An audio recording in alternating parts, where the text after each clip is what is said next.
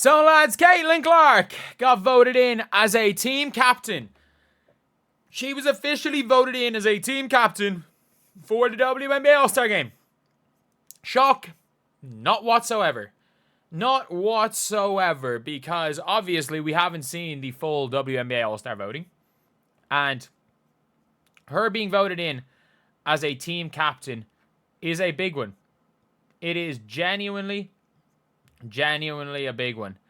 And Paige obviously not going to be an all-star captain. And all the Dallas Wings fans talking about it like it was a guarantee. I mean, I mean this when I say this, if the Paige Bueckers fans spent as much time watching games and voting as they did on like Twitter. Realistically, I was trying to think, trying to think of something better than Twitter. But at the end of the day, everybody knows Caitlyn is not someone that moves the needle. She is the needle.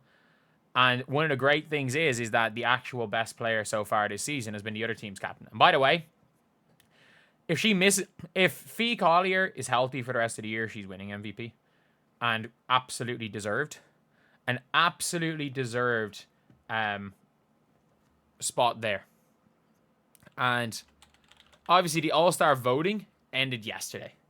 So realistically, we all know that Caitlyn Clark was going to get in from All-Star voting. Like, it was a given. She was top, and you better believe the fact that it was close between her and Fee meant that she was going to absolutely blitz Nafisa Collier. I'm surprised that Aaliyah Boston wasn't the other captain. And I'm trying to think of, like, voting on all-star teams. Like, I think Stewie's probably going to be taken by Fee. I think there is a chance that this could be a fun all-star game if Caitlyn takes Paige and Caitlyn takes Aaliyah. Caitlyn takes, if Citron's an all-star. If Ryan Howard's an all-star. If Caitlyn just goes and takes the young crew, and if Fee just takes the older players, that would be a funny one. I think Kiki Iriafen's kind of out of all-star contention right now because, let's be real, she has not been the best player at her position. The Mystics play a 4-5 both on inside, and Shakira Alston's been better than her for most of the season. But yeah, it is a bit of a surprise. So the 8 all-star starters are going to be revealed tomorrow, and the reserves are going to be revealed on. Wait, did I only say the 12 all-star reserves? So that means there's only going to be 11 players on each all-star team. That's odd. 22. But yeah, I don't think anyone should be surprised that Caitlyn Clark and Nafisa Collier are the captains. First of all, every single person voted for, nearly every media member voted for Caitlyn Clark for multiple reasons. One, I think there's a very strong argument that she deserves it. I think you can make an argument that she doesn't in good faith, but I think there's a very strong argument that she does. She has earned it. But also, you would be fired from whatever publication or network you work for if you were part of the reason why Caitlyn Clark is not in the All-Star game in Indiana. Let's be real. If you are, because everyone knew the fan voting, the media voting could guarantee Caitlyn as a starter. And once Caitlyn's a starter, it means that she's a guarantee. She's a guaranteed captain because she's the biggest voter. But yeah, that is one thing. And look, at the end of the day, does this mean anything? No, it means it's going to be fun for all-star picking. So all-star captains are like what it used to be in the NBA, when you can pick your teams. And I do think when it comes to Caitlyn Clark and picking her teams, to her teammates, that this whole thing could almost revive the All-Star game to an extent. I don't think it's going to go fully revive the All-Star game. I don't think anything can fully revive an All-Star game. I think to an extent it can. I very much think that to an extent this can really help revive the All-Star game. And this is something that is very much needed in basketball. Because look, the All-Star game was fantastic. Was absolutely fantastic the other day, or last year. Because, again, two teams went for it. Two teams absolutely went for it. So we saw what was probably up there with one of the best All-Star games in basketball in a while. In a while. So,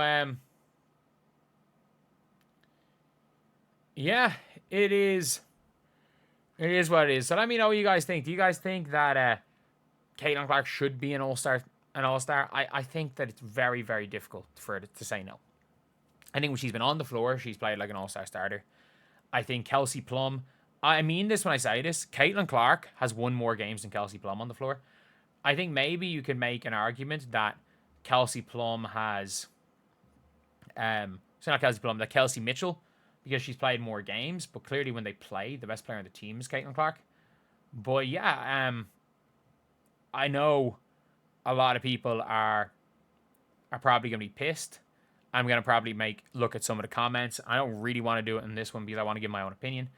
I do think a lot of people are going to be pissed. I think Twitter is going to be a frenzy, but at the end of the day, it is what it is. Like they can't be out here complaining too much about it because, look, everybody knows the All-Star game is a hell of a lot better when Caitlyn Clark is playing in it than it is if Caitlyn Clark is not playing in it. And if you guys agree, subscribe. We are so close to 52,000 subscribers. If we hit that by the end of the day, that would be insane.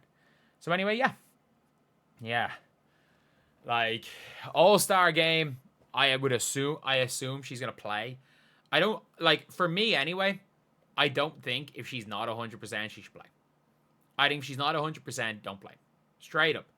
Do not play. Just go and chill. Go and chill. Have a nice couple of days off. Have a nice All-Star break. Do the 3-point. If you want, like, to show out for the fans, I don't know, and you're like 75%, do the 3-point contest on the first night, and then do something at halftime in the game. Like, if she's injured, have some sort of a show at halftime in the game. It doesn't have to be the Steph 3-point shootout. Like, it can be something as simple as, I don't know, she is the halftime entertainment, the half-court challenge. A half-court challenge. She could bring out, I don't know, somebody for a half-court challenge. And they also, did they leak the Leah Boston starting? Apparently, Andrea says Caitlyn Clark's first pick would be Leah Boston, which means that she just leaked that Leah Boston's going to be a starter, which would be real cool as well. Which would be real cool, her starting 2 of the last 3 years. But anyway, yeah, that's the video. I'll see you guys.